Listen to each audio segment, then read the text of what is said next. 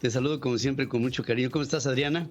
Muy bien, Pedro. Escuchando el TikTok del reloj, porque se acerca la fecha del 31 de agosto. Hemos venido narrando cómo es el desarrollo de la evacuación de todos los norteamericanos y los aliados ahí en Afganistán, que es ahorita la crisis política internacional de Joe Biden. Sí. Resulta que sí, ya se acerca esta fecha y vamos a ver unos números de cómo está la cosa antes de que llegue ese día. Estamos a menos de una semana, ¿no? 31 de agosto. 31, martes.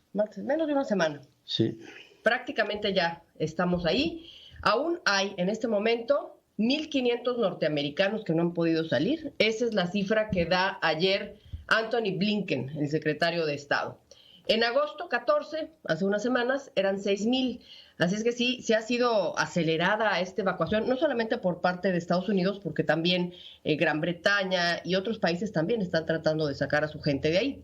Entonces vemos que ya bajó el número. Aún así, el gobierno de Estados Unidos solamente ha hecho contacto con 500 de esos 1,500 que están ahí. No ha tenido contacto con los demás. La comunicación evidentemente es complicada. Y desde que tomó el control el Talibán, en total han podido evacuar a 82,000 personas. O sea, esos son los números a grandes rasgos de cómo está la situación de evacuación. Sí, ahora, según Blinken, habría la posibilidad de seguir con las evacuaciones después del 31. Vamos a ver si esto lo pudo negociar y es real. Está confuso eso. Él dice, evidentemente, que pudieran hacerse estas evacuaciones, pero dice de personas con alguna situación especial. Lo que estamos viendo es que la realidad es que no es así. Lo que estamos viendo es que con este contexto, pues ayer el gobierno de Gran Bretaña advierte que había o hay una posibilidad real de un próximo atentado ahí en el aeropuerto de Kabul, lo cual te hace ver que esta fecha del 31 de agosto pues va a ser hasta ahí, porque ya existen estas amenazas. El mismo Estados Unidos también decía, no vayan al aeropuerto el día de ayer. El Departamento de Estado decía, aléjense de las puertas del aeropuerto de Kabul porque hay serias amenazas de un atentado. Eso lo dicen, lo hacen público, no se dieron detalles de esta información, pero ahí está la advertencia, Pedro. Sí, la situación se vuelve compleja en Kabul y también en Washington, porque siguen las críticas muy fuertes a la política que lanzó el presidente Biden sobre la evacuación de las fuerzas militares y la presencia ahí en Kabul, y para algunos, sobre todo republicanos, piensan que ahora el terrorismo está en descontrol otra vez y que habría que empezar de nuevo con una lucha constante en donde ese tic-tac, tic-tac, tic del que hablas pudiera en cualquier momento verse en alguna parte del mundo un acto terrorista. El contraterrorismo, la política del contraterrorismo, habrá que ver cómo se empieza a desarrollar en Estados Unidos. Y hablando un poquito antes de irnos de los evacuados, porque hay dos tipos de evacuados o rescatados en Afganistán. Están los norteamericanos, de los que hablamos ahorita, y están los afganos. Están los afganos, los que pues ya lograron ser evacuados, afganos, están en Qatar. O sea, primero los sacan de Kabul, los posicionan en Qatar. Ahí están en su paso, como una escala, digamos, hacia los Estados Unidos, en espera de ¿qué? Del procesamiento de visas, porque sabemos que es complicada la entrada a Estados Unidos, siempre tiene este contexto de visas, muy complicado, muy tardado, ¿no? Y hay un detalle que hay que comentar. Ciertas visas especiales que tienen que ver con asilo político requieren que los que esperan esto lo hagan en un tercer país, es decir, bueno, en este caso Afganistán estaría complicado que se quedaran, pero en teoría así es todo. No podrán estar ni en Afganistán, definitivamente porque es asilo político, no pueden estar ahí, ni tampoco en Estados Unidos, sino un tercer país, y por eso están en Qatar. Esto mismo me lo comentaba el cubano con el que hablé hace unas semanas, que él llegó a Estados Unidos y tuvo que esperar un año en Haití, por ejemplo. No podía quedarse ni en Cuba ni podía ir a Estados Unidos, entonces se quedó un año en Haití y después es el proceso. Entonces están en Qatar.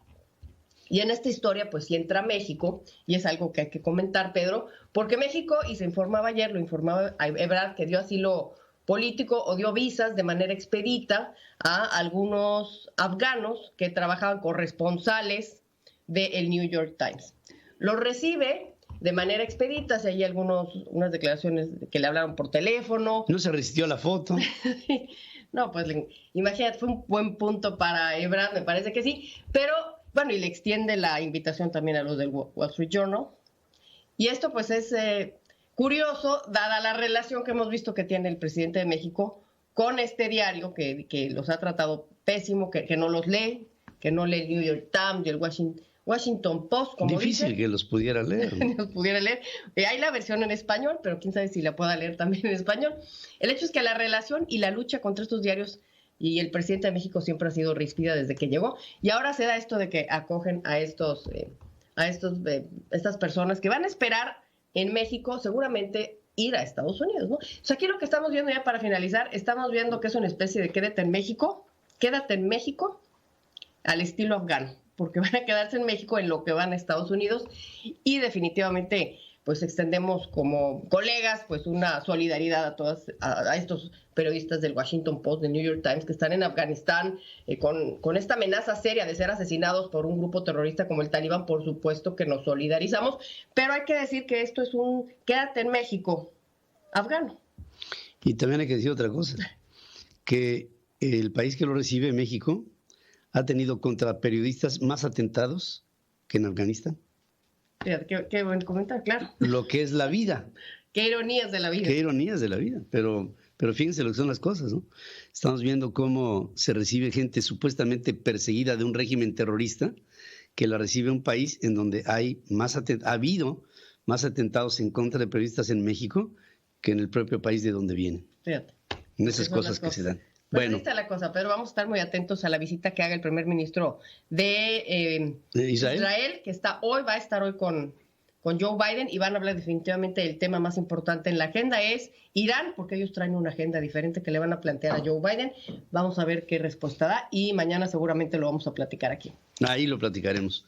Adriana, como siempre, es un placer que recibamos de ti estos comentarios, que pues han sido parte de lo más importante que se ha venido aquí y en el mundo, dialogando sobre el tema afgano, porque puede tener, por supuesto, consecuencias en el mediano plazo, si no es que antes de fin de año pudiera haber ahí una crisis importante. Y hay que seguirla en todo momento. Gracias, Adriana Braniff.